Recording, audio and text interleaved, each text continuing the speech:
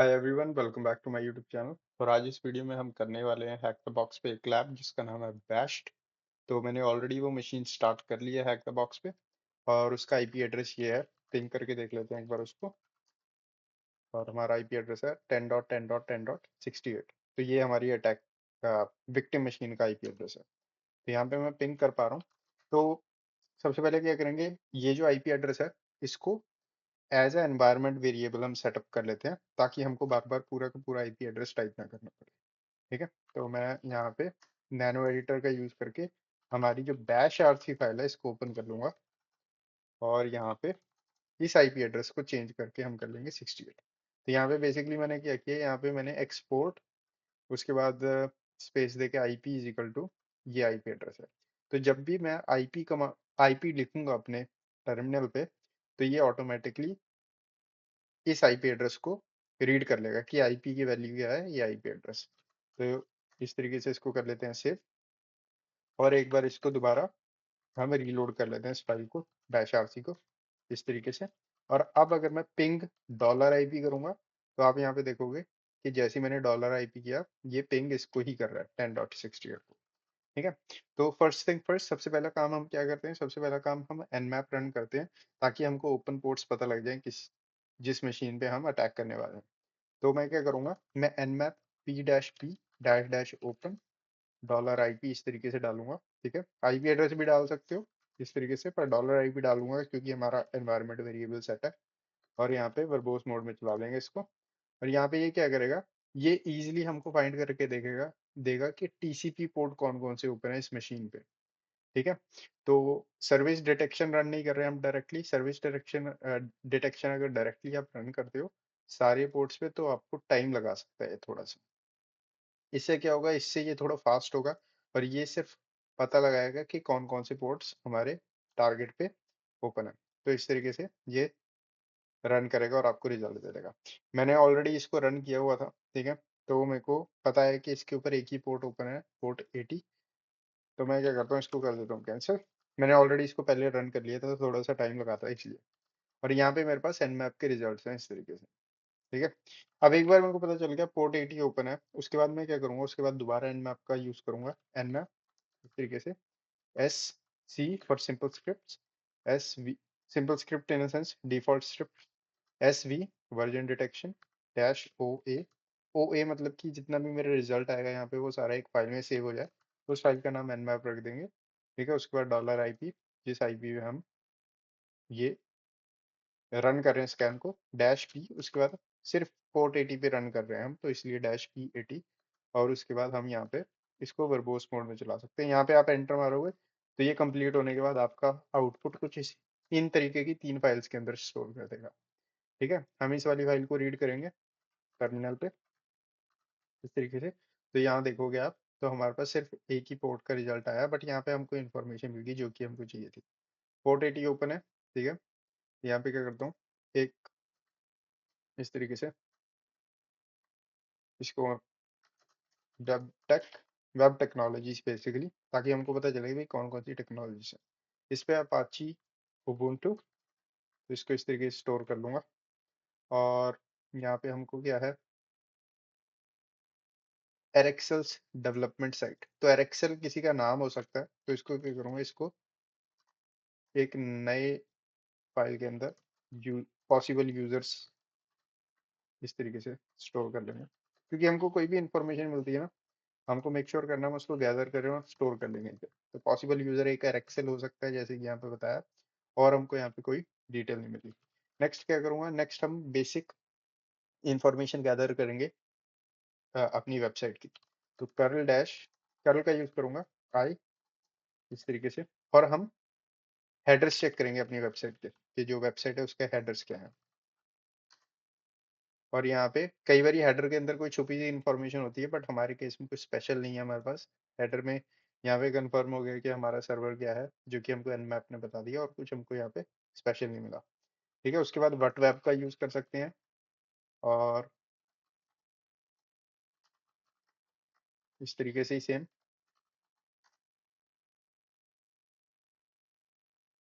और what web के अंदर हमको टाइटल पता चल गया। ठीक है। जो कि ऑलरेडी हमारे पास है। एंड यहाँ पे हमारे पास अपाची के अलावा और कुछ इन्फॉर्मेशन नहीं है। ठीक है, कई बार यहाँ पे इन्फॉर्मेशन आ जाती है कि हाँ भी पॉसिबली वर्ड प्रेस रन हो रही है, तो यहाँ पे वर्ड प्रेस का सिग्नेचर आ जाएगा या कुछ भी। ठीक है, बट हमारे केस में ऐसा कुछ भी नहीं है। नेक्स्ट मैं क्या करूँगा, निक्टो रन कर दूंगा बैकग्राउंड में, निक्टो डैश एच, उसके बाद हमारा टारगेट। ठीक है, इस तरीके से। और ये निक्टो बैकग्राउंड में रन हो रहा है, तो नीचे एक नया टर्मिनल खोल लेते हैं।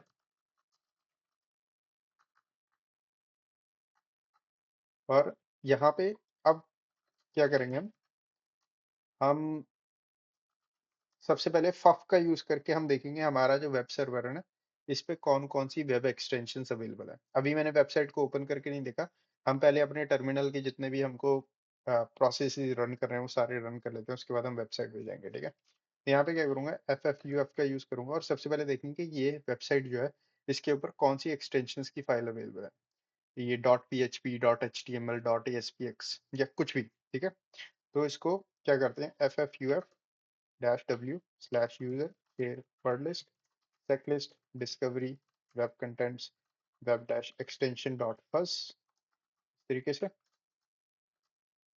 एंड डैश यू हमारा आईपी एड्रेस है, ये H T T P dollar I P slash F you. अब यहाँ पे हम index F U Z Z इस तरीके से। तो यहाँ पे ये जो हमारी फाइल है ना, इसके अंदर वर्ड, ये बेसिकली वर्ड लिस्ट है जिसके अंदर आपको एंट्रीज मिलेंगी dot A S P x, dot P H P. ठीक है, या कुछ भी इस तरीके की एक्सटेंशन। तो यहाँ पे हम क्या कर रहे हैं, इंडेक्स के आगे जो भी इसके अंदर एंट्रीज है वो लगाते जाओ। ठीक है, जहाँ पे फर्ज है ना, फर्ज को रिप्लेस करते जाओ। तो index dot P H P, index dot A S P x, इस तरीके से एंटर मारेंगे। 41 एंट्रीज है यहाँ पे जैसे कि बता रहा है।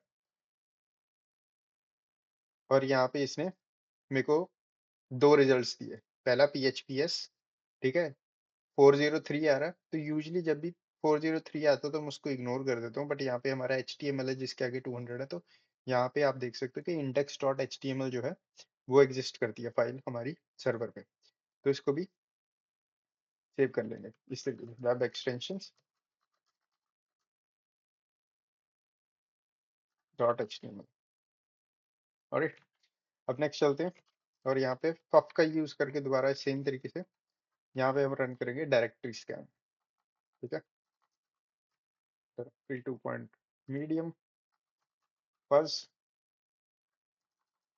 और यहाँ पे F U Z Z slash I C इसलिए कि अगर कोई भी कमेंट्स होंगे इस फाइल के अंदर वो सबको इग्नोर कर देगा ये। और इस तरीके से इसको रन होने देते हैं। और अब हम चलते हैं अपने वेब सर्वर पे और देख लेते हैं कि हमारा सर्वर दिखता कैसा है। ठीक है, तो हमारा आईपी है 10.10.10.68 एंटर। तो यहाँ पे हमारी ये इस तरीके की वेबसाइट है। और यहाँ पे वेबलाइजर एक एक्सटेंशन आती है, फायरफॉक्स के लिए भी, क्रोम के लिए भी, या दूसरे वेब ब्राउजर के लिए भी है। ये भी आपको बता देती है कि कौन कौन सी टेक्नोलॉजी इस वेबसाइट पे रन की जा रही है, जो कि हमने वेट वेब के थ्रू किया था। ठीक है, तो ये भी सेम चीज आपको बता रही है भाई, हाँ उबुंटू है ऑपरेटिंग सिस्टम, उसके बाद Apache H T T P server run कर रहा है 2.4.18 पे। और यहाँ पे आप देखोगे तो ये एक पी एच पी बैश नाम के कुछ डेवलपमेंट करके कुछ वेबसाइट है। ठीक है, तो यहाँ पे देखूंगा मैं, तो किसी भी लिंक पे क्लिक करता हूँ तो आप देखोगे किसी भी लिंक पे अगर मैं क्लिक करता हूँ या हवर भी करता हूँ, तो यहाँ पे नीचे देखो आप लेफ्ट साइड में, तो यहाँ पे बता रहा है कि भी आपका IP address slash hash tag. तो जब भी इस तरीके से आता है ना, जैसे कि यहाँ पे आ रहा है, इसका मतलब है कि ये लिंक एग्जिस्ट नहीं करता। ठीक है, ये जस्ट वैसे ही बनाया हुआ है, बट ये एग्जिस्ट नहीं करता। ये आपको, ये अगर आप इस पे क्लिक करोगे तो कहीं जाओगे नहीं, कहीं भी नहीं लेके जाएगा यार। ठीक है, तो यहाँ पे ये लिंक्स यूजलेस हैं। ठीक है, एट दिस पॉइंट। और यहाँ पे हम सर्च करके देख लेते हैं टेस्ट। तो यहाँ पे सर्च करके मैं एंटर कर रहा हूँ तो कुछ भी नहीं हो रहा, मतलब कि ये जो टेस्ट वाला है ये भी काम नहीं कर रहा। ठीक है, नेक्स्ट मैं कंट्रोल यू दबाऊंगा तो हम यहाँ पे सोर्स कोड में आ जाएंगे इसके, और सोर्स कोड देख लेते हैं। तो सोर्स कोड के अंदर हमारे पास ये कमेंट्स होते हैं इस तरीके से ग्रीन कलर में जो आपके पास। तो इनको देख लेते हैं कि कोई कमेंट तो नहीं है हमारे पास, हिडन कमेंट। और यहाँ पे एक लिंक है हमारे पास, H T T P S GitHub एरेक्सल पी एच पी बैश। तो इसको मैं क्या करूँगा, कॉपी करके ओपन कर लूँगा नए टैब में, और नेक्स्ट चलते हैं, स्क्रॉल डाउन करते हैं। तो कोई कमेंट वगैरह तो नहीं है हमारे पास।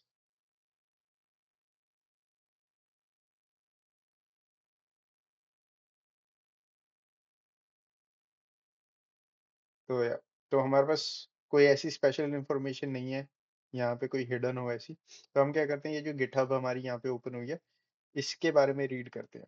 ठीक है, तो यहाँ पे एरेक्सल पीएचपी बैश, जैसे कि हमारी वेबसाइट पे भी लिखा है, यहाँ पे हम जाएं तो यहाँ पे एरेक्सल्स डेवलपमेंट साइट पीएचपी बैश। तो अगर आप इस गिटहब पे इसके बारे में रीड करोगे, जैसे कि पीएचपी बैश क्या है, एक stand alone semi interactive web shell. ठीक है, तो ये एक वेब शेल है। अब ये हमको गारंटेड नहीं है कि वेब शेल है, बट यहाँ पे इन्होंने ट्यूटोरियल सा दिया हुआ है कि हाँ ये वेब शेल है। ठीक है, एंड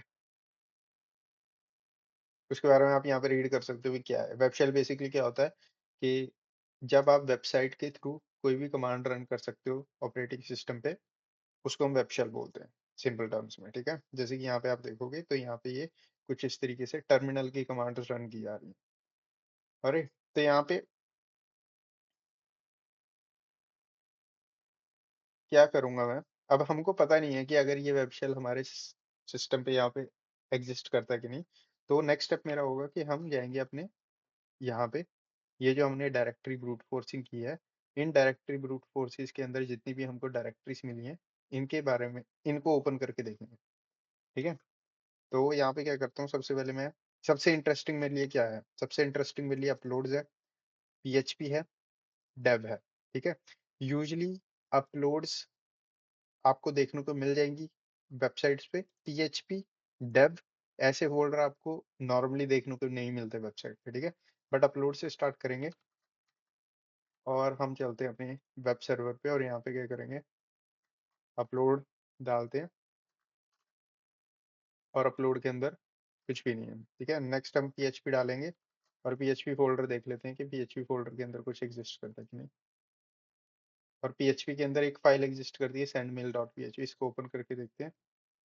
ठीक है, ब्लैंक पेज दिख रहा है, बट कभी भी आपको ऐसा धोखा नहीं खाना कि कई बार ये होता है कि ब्लैंक पेज के अंदर पीएचपी के अंदर कमेंट्स दिख जाते हैं आपको, कंट्रोल यू दबाएंगे, सोर्स कोड के अंदर कुछ हिडन तो नहीं है, कुछ भी हिडन नहीं है, तो ये फाइल हमारे किसी काम की नहीं है फॉर नाउ।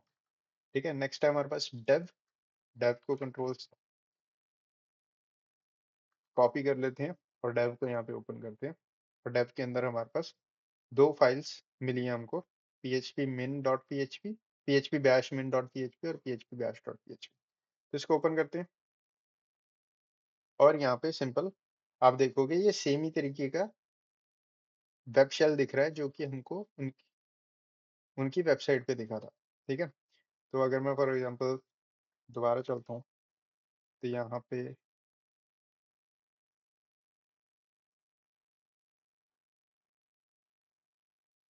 देखता हूँ, तो यहाँ पे आप देखोगे तो ये सेम ही तरीके का इंटरफेस यहाँ पे इन्होंने दिया हुआ है, वही सेम जगह पे है। ठीक है, तो अगर मैं ls कमांड डालता हूँ, तो यहाँ पे मेरे को ये बता रहा है कि मैं सिंपली सिस्टम की कमांड्स रन कर सकता हूँ। यहाँ पे कुछ कमांड्स रन करके देखेंगे हम। ठीक है, commands run, different different commands run करके देखेंगे। कई बार क्या होता है कि लिमिटेड होती हैं कमांड्स। ठीक है, ऐसे सिनेरियो में तो यहाँ पे क्या करता हूँ, slash etc slash password file को रीड करके देखते हैं, जो कि यहाँ पे रीड कर पा रहा हूँ मैं। ठीक है, तो ये पासवर्ड फाइल बेसिकली होती है जहाँ पे आपकी यूजर्स की इंफॉर्मेशन स्टोर होती है, कि जैसे कि यहाँ पे यार एक्सेल नाम का यूजर है एक सिस्टम पे, स्क्रिप्ट मैनेजर नाम का यूजर है सिस्टम पे, डब डब डब डाटा नाम का यूजर है सिस्टम पे, रूट नाम का यूजर है सिस्टम पे। ठीक है, बट यहाँ पे आप देखोगे तो ये फुल शेल नहीं है। ठीक है, जैसे कि ये फुल इंटरेक्टिव शेल नहीं है। जैसे कि अगर मैं फॉर एग्जांपल ls टैब दबाता हूँ, तो टैब काम नहीं कर रहा है हमारे सिनेरियो में। ठीक है, तो इसको क्या करेंगे हम, इधर से रिवर्स शेल लेने की कोशिश करेंगे अपने सिस्टम पे। ठीक है, तो सबसे इजी काम क्या होगा रिवर्स शेल लेने का, नेटकैट देखते हैं नेटकैट एग्जिस्ट करता है हमारे सिस्टम पे कि नहीं। और यहाँ पे नेटकैट एग्जिस्ट करता है। ठीक है, nc डैश h, और मेरे को डैश ई ऑप्शन देखना है, तो यहाँ पे dash bcd, I don't think E है हमारे पास, कोई दिक्कत नहीं है। अगर आप गूगल पे सर्च करोगे यहाँ पे dash one liner, reverse shell इस तरीके से, तो आपको पेंटेस्ट मंकी का आर्टिकल मिल जाना चाहिए इस तरीके से। ठीक है, इस पे क्लिक करते हो और यहाँ पे आपको डिफरेंट डिफरेंट वन लाइनर्स दिए हुए हैं कि कैसे वन लाइनर्स के थ्रू आप रिवर्स शेल ले सकते हो। ठीक है, बैश के थ्रू, पर्ल के थ्रू, पाइथन के थ्रू, पीएचपी के थ्रू, रूबी के थ्रू, नेटकैट के थ्रू, और यार डिफरेंट वेज है। ठीक है, तो हम क्या करते हैं, यहाँ पे नेटकैट है हमारे पास, नेटकैट को यहाँ पे इस तरीके से कर लेते हैं कॉपी, और हमको थोड़ी सी कमांड चेंज करनी पड़ेगी जिसके अंदर हमको क्या करना है, हम आईपी एड्रेस बदलेंगे अपना और पोर्ट बदलेंगे अपना, 10.14.75, यही मेरा आईपी है, नहीं 14.9 है, 14.9। तो यहाँ पे हमको कुछ नहीं करना, हमको ये पूरी की पूरी कमांड इस तरीके से कॉपी पेस्ट कर देनी है। पर यहाँ पे हमारा जो आईपी एड्रेस है हमारे सिस्टम का, हमारे अटैकर मशीन का, वो डालना है। और यहाँ पे हम जिस पोर्ट पे लिसन करेंगे वो डालना है। ठीक है, तो हमको लिसनर स्टार्ट करना पड़ेगा। तो यहाँ पे क्या करता हूँ, एनसी नेटकैट का यूज करूंगा, एनवीएलपी। तो यहाँ पे मैं बेसिकली क्या कर रहा हूँ, यहाँ पे मैं कह रहा हूँ कि भाई नेटकैट का यूज करके हमारे सिस्टम पे इस पोर्ट पे लिसन करना स्टार्ट कर दो। तो ये पोर्ट ओपन हो जाएगा मेरे सिस्टम पे, और ये किसी भी ट्रैफिक को, कोई किसी भी तरीके का ट्रैफिक होगा उसको लिसन करेगा ये बस। ठीक है, जैसे ही कोई इस पोर्ट 4444 पे हिट करेगा, यहाँ पे आपको एंट्रीज दिख जाएंगी। ठीक है, तो यहाँ पे दिखाता हूँ मैं क्या करूँगा। तो यहाँ पे बेसिकली क्या करना है हमको, ये जो हमने मॉडिफाई की है इसको कॉपी करेंगे, यहाँ पे जाएंगे और यहाँ पे जाके इस तरीके से कर देंगे पेस्ट, एंटर। और यहाँ पे ये काम नहीं करी, कोई दिक्कत नहीं है, कई बार नेटकट नहीं काम करता। ठीक है, तो नेटकट काम नहीं किया, उसके बाद हम क्या करेंगे, हमारे पास बैश वन लाइनर भी है। ठीक है, बैश का यूज कर सकते हैं हम। तो यहाँ पे सेम तरीके से ही यहाँ पे हमको पोर्ट नंबर चेंज करना है, 4444, और आईपी 14.9, कॉपी, और यहाँ पे कर देंगे इसको पेस्ट इस तरीके से, एंटर। सो ये भी काम नहीं किया। ऑलराइट, कोई दिक्कत नहीं है। नेक्स्ट, अब अगर आपके वन लाइनर्स काम नहीं कर रहे, जैसे कि हमारे सिनेरियो में वन लाइनर्स काम नहीं कर रहे, हम पाइथन भी ट्राई कर सकते हैं, पाइथन का भी है यहाँ पे ऑप्शन। तो पाइथन भी चेक कर लेते हैं इससे पहले कि मैं आपको आसान तरीका बताऊँ एक, विच पाइथन, पाइथन है हमारे पास। ठीक है, तो यहाँ पे क्या करते हैं, ओ, मतलब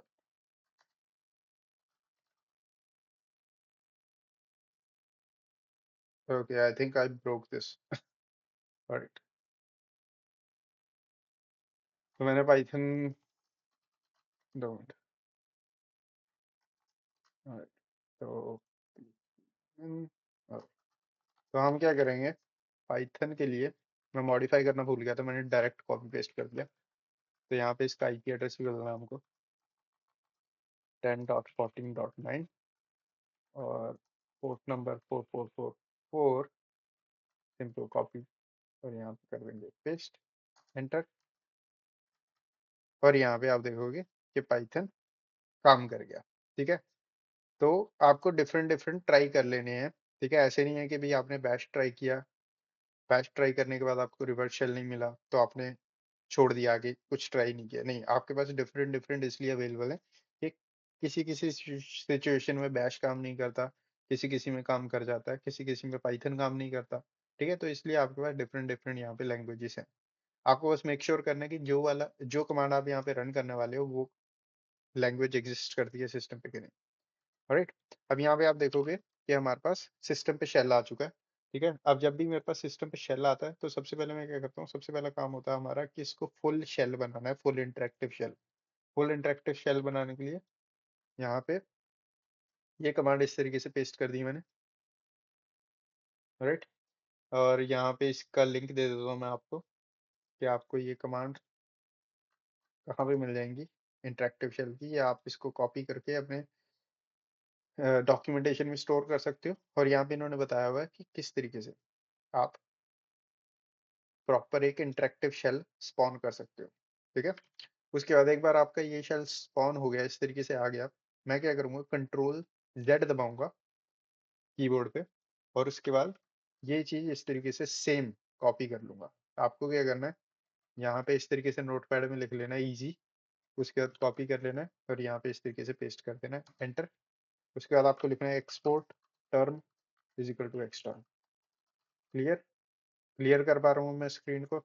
ls-la, और यहाँ पे टैब कंप्लीशन भी काम कर रहा है। Alright, that's good. तो यहाँ पे आप सबसे पहले क्या करेंगे, हम देखेंगे हमारा यूजर कौन सा है सिस्टम पे, हु एम आई। तो यहाँ पे हम ये वाला यूजर है, डब डब डब डाटा। ठीक है, तो सबसे पहली चीज क्या करता हूँ, जब भी मैं सिस्टम पे ड्रॉप करता हूँ शेल पे, sudo डैश l, हम इस यूजर की sudo प्रिविलेजेस चेक करेंगे कि इस यूजर को कोई राइट है sudo कमांड रन करने का। तो जैसे ही मैंने यहाँ पे रन किया, तो मेरे पास यहाँ पे आया कि यूजर डब डब डाटा जो है, ये वाला जो यूजर है, ये फॉलोइंग कमांड्स रन कर सकता है इस सिस्टम पे। बैश्ड सिस्टम का नाम है। ठीक है, तो यहाँ पे बताया script manager, as a script manager, मतलब कि www डाटा जो यूजर है, ये स्क्रिप्ट मैनेजर यूजर के बिहाफ पे। ठीक है, मतलब कि स्क्रिप्ट मैनेजर यूजर बन के कोई भी कमांड रन कर सकता है और इससे पासवर्ड नहीं मांगा जाएगा। सिंपल। ठीक है, नो पासवर्ड, और ऑल का मतलब है कि सारी कमांड्स विदाउट एनी पासवर्ड, और स्क्रिप्ट मैनेजर यूजर के बिहाफ पे।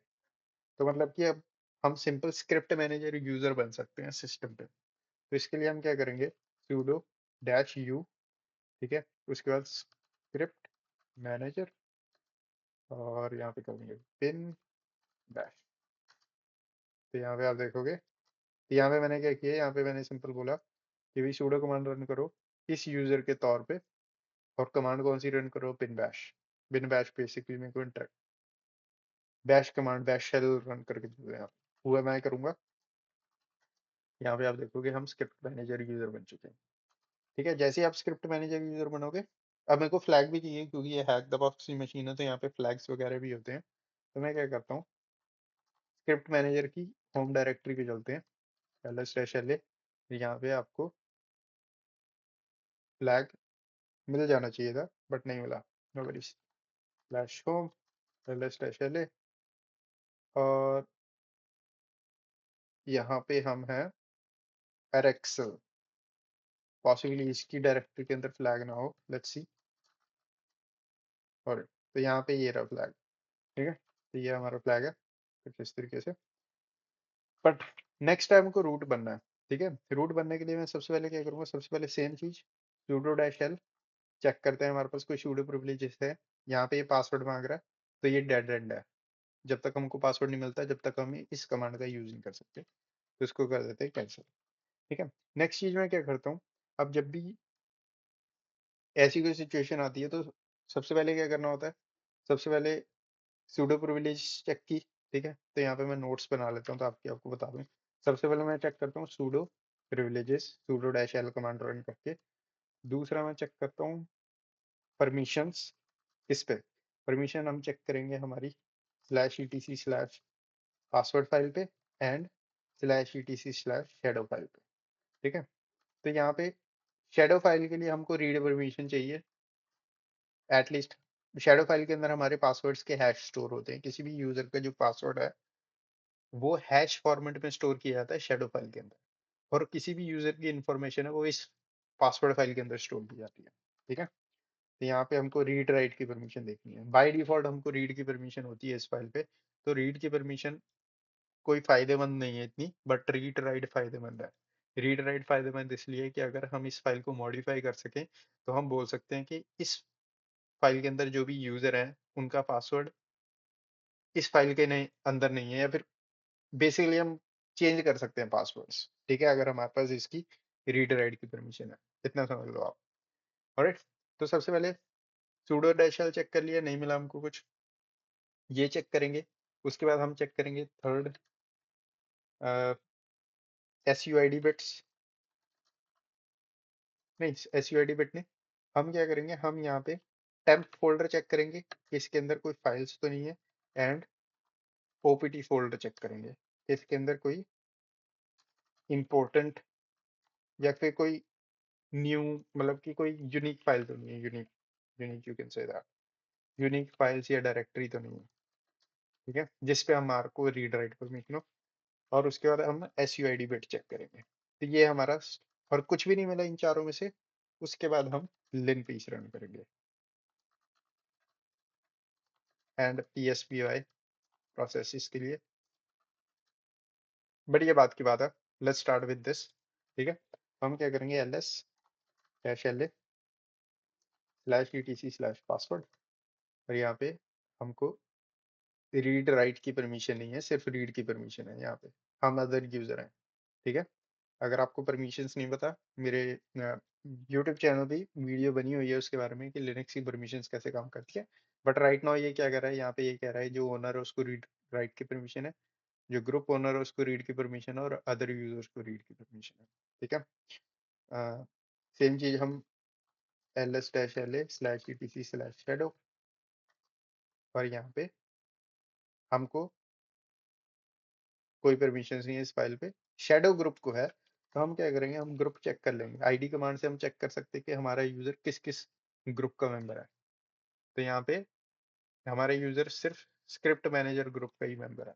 ठीक है, तो हमारे किसी काम के नहीं है। नेक्स्ट टाइम टेम्प फोल्डर के अंदर जाते हैं, ls-la करते हैं, और यहाँ पे अगर आप लिनक्स सिस्टम पे काम करते आ रहे हो या फिर आपने हैक द बॉक्स पे मशीन्स की हैं, तो आप देखोगे ये सारी नॉर्मल फाइल्स हैं जो कि सिस्टम पे एग्जिस्ट करती हैं। ठीक है, और आई थिंक ये मेरे सिस्टम पे भी होंगी। तो अगर ये मैं अपने सिस्टम पे आ गया हूँ, ठीक है, टेम्प के अंदर चलते हैं, तो यहाँ पे आप देखोगे तो ये सेम ही फाइल है, इस तरीके से VMware DND। ठीक है, .x11, तो ये कोई यूनिक फाइल नहीं है यहाँ पे सिस्टम पे। ठीक है, तो इनको भी इग्नोर कर सकते हैं। OPT के अंदर चलते हैं,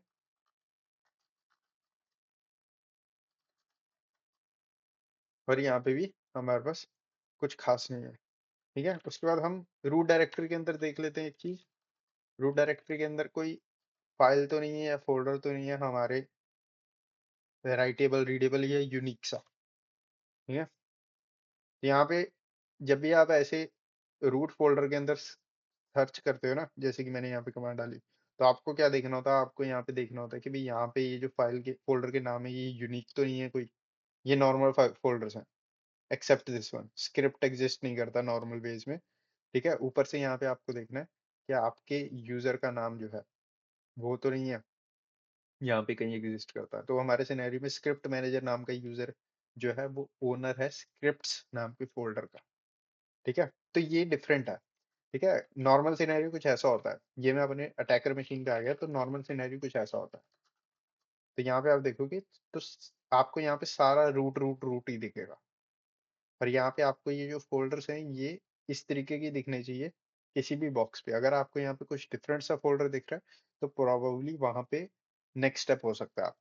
ठीक है, और यहाँ पे हमारा रूट रूट रूट ही है, तो ये डिफॉल्ट कॉन्फ़िगरेशन कुछ ऐसी होती है।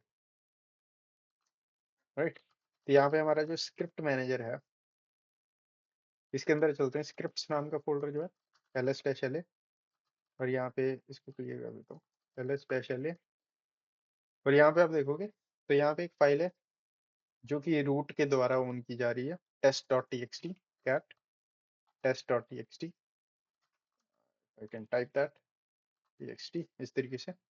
और यहाँ पे ये इन इनपुट है इस फाइल का, मतलब कि ये फाइल के अंदर है testing123 एक्सक्लेमेशन मार्क, और यहाँ पे हमारे पास एक test.py नाम की फाइल, और इसको भी रीड कर लेते हैं, test.py। और यहाँ पे आप देखोगे तो यहाँ पे ये फाइल कुछ इस तरीके से है। ठीक है, तो यहाँ पे ये क्या कह रहा है, f is equal to open, अगर आपने पाइथन पढ़ी है या फिर बेसिक आइडिया दे दूं, तो यहाँ पे ओपन का यूज किया जा रहा है पाइथन के अंदर, और यहाँ पे test.txt नाम की जो फाइल है इसको ओपन किया जा रहा है। ठीक है, उसके बाद इस फाइल के अंदर राइट किया जा रहा है f डॉट राइट से ये, और उसके बाद यहाँ पे f डॉट क्लोज। ठीक है, तो यहाँ पे आप देखोगे कि ये फाइल किसी तरीके से तो प्रोबेबली एग्जीक्यूट हो रही होगी। ठीक है, किसी तरीके से तो ये फाइल प्रोबेबली एग्जीक्यूट हो रही है, तभी इस फाइल के अंदर ये चीज लिखी जा रही है। ठीक है, तो सबसे इजी तरीका क्या है ये पता लगाने का, कि मान लो अब आपके बैकग्राउंड में कुछ प्रोसेस रन हो रहा है, ठीक है, जो हर 4 मिनट बाद, 5 मिनट बाद या 1 घंटे बाद रन किया जा रहा है।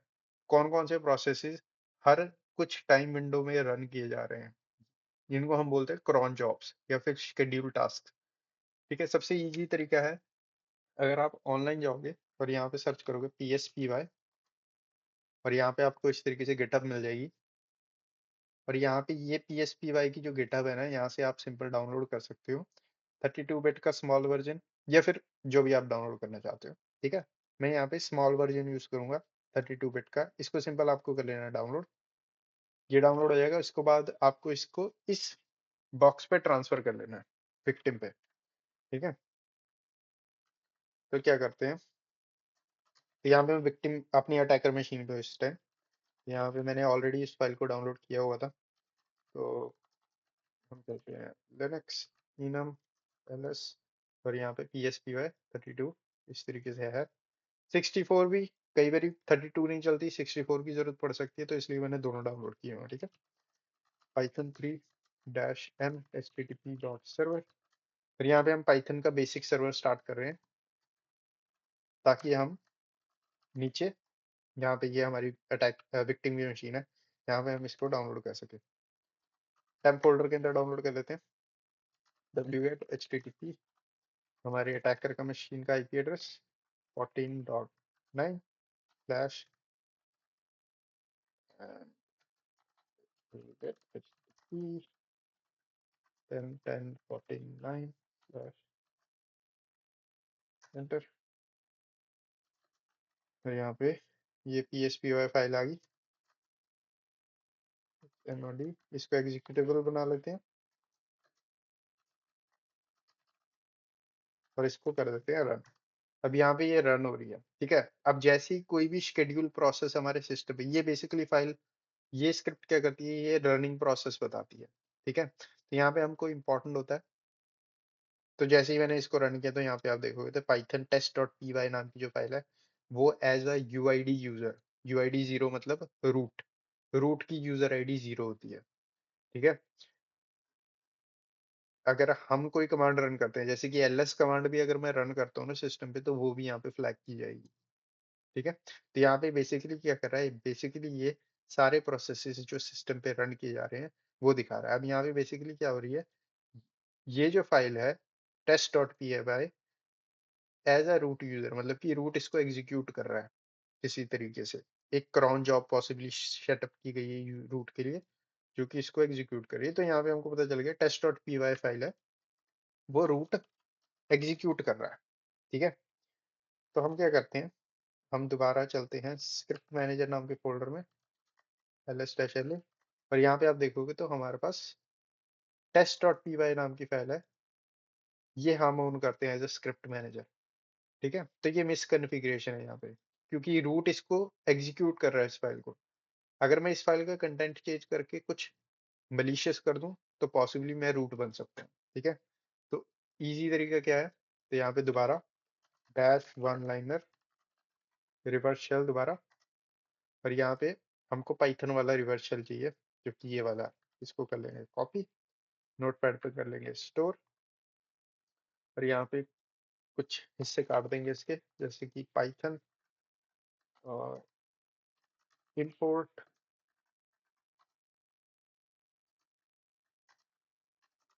इंपोर्ट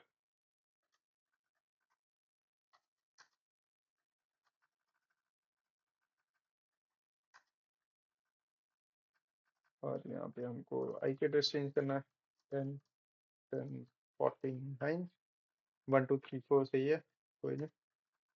And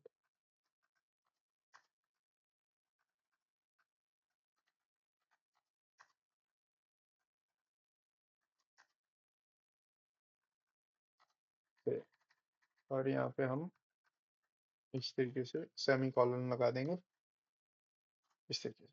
तो यहाँ पे बेसिकली क्या किया मैंने, बेसिकली हमारी ये जो पूरी एक लाइन के अंदर थी ना, इसको मैंने कुछ ज्यादा लाइन के अंदर चेंज कर दिया।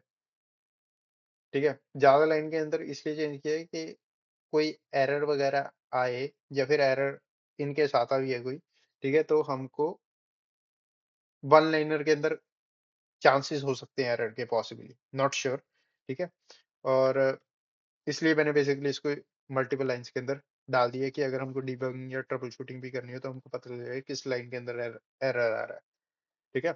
नेक्स्ट हमने ये जो पहला हिस्सा था ना पाइथन डैश सी वाला, ये हटा दिया है। इसकी जरूरत नहीं है, क्योंकि हमारा जो प्रोसेस है वो यहाँ पे आप देखोगे तो पाइथन के थ्रू चलाया जा रहा है। तो यूजर खुद यूज कर, ये जो यूजर है ना क्रॉन, जो खुद यूज कर रहा है पाइथन इसको यूज करने के लिए, तो पाइथन, उसके बाद अगर आप पाइथन डैश सी दोबारा डाल दोगे ना तो ये एरर दे देगा। हमको कुछ नहीं करना।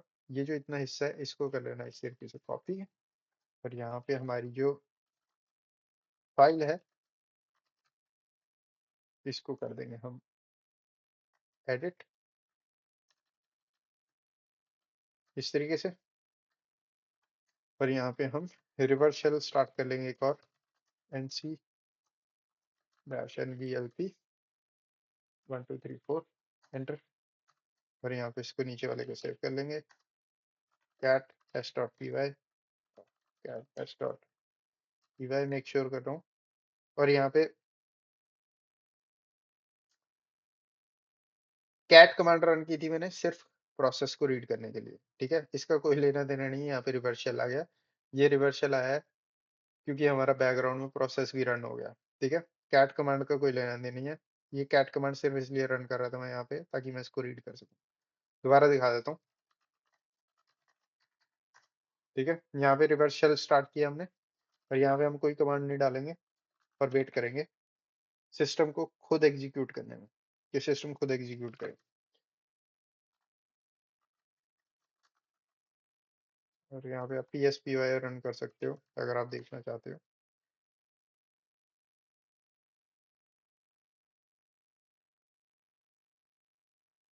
तो हम बेसिकली वेट कर रहे हैं कब सिस्टम उसको क्रॉन जॉब को ट्रिगर करे और हमारी टेस्ट डॉट पी वाई वाली जो फाइल है उसको स्टार्ट करे। तो यहाँ पे जैसी test dot P Y start हुई, फिर यहाँ पे हमारा रिवर्स शेल आ गया। Who am I, root, host name confirm कर लेते हैं, host name host N A M E, okay bashed. तो हम इस सिस्टम पे रूट बन चुके हैं हम। ठीक है, रूट फ्लैग देख लेते हैं पहले स्पेशल है cat root dot T X T, और यहाँ पे हमारा रूट फ्लैग। तो इस तरीके से आप इस बॉक्स को कर सकते हो, बहुत ही इजी बॉक्स था। ठीक है, रियल वर्ल्ड सिनेरियो में नॉट श्योर कि कितने परसेंट चांसेस है आज के टाइम पे, पुराने टाइम पे हो सकता था, बट आज के टाइम पे कितना परसेंट एक्सपेक्टेड है कि आपको ऐसा कुछ मिलेगा। ठीक है, पॉसिबली पुरानी मशीन्स के अंदर मिल सकता है जहाँ पे डेवलपमेंट एनवायरनमेंट के अंदर ऐसा कुछ वेब शेल जनरेट किया हो। बट हाँ, ये CTF बेस्ड ज्यादा थी मशीन, बट इजी बॉक्स था जिसके अंदर आपको बेसिक एनुमरेशन आनी चाहिए कि बेसिकली आपको डायरेक्टली ब्रूट फोर्सिंग कैसे करनी है और फाइल्स कैसे फाइंड करनी है, दैट इज इट। तो इस वीडियो में बस इतना ही। वीडियो को लाइक करें, चैनल को सब्सक्राइब करें। मैं बताऊँ आपको नेक्स्ट वीडियो।